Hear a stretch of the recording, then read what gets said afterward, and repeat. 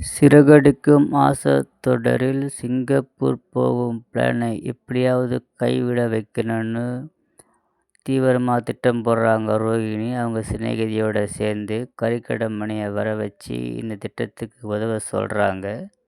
அவர் முதல்ல மறுத்தாலும் பிறகு சரின்னு ஒத்துக்கிறாரு.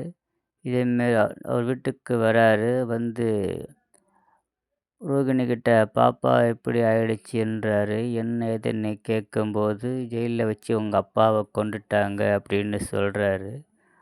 அப்படின்னா நம்ம உடனே போய் பார்க்கணும் அப்படின்னு அண்ணாமலை சொல்கிறாரு. பாஸ்போர்ட் வர இப்போ தான் அப்ளை பண்ணியிருக்கிறோம் அப்படின்னு சொல்லும்போது மணி சொல்கிறாரு, இதுமாரி அவர் ஜெயிலில் வச்சு சாவடிச்சு அங்கேயே அடக்கம் பண்ணிட்டாங்க, நீங்கள் போனாலும் அவரை பார்க்க முடியாது அப்படின்னு ஒரு முற்றுப்புள்ளி வைக்கிறாரு இந்த விஷயத்துக்கு.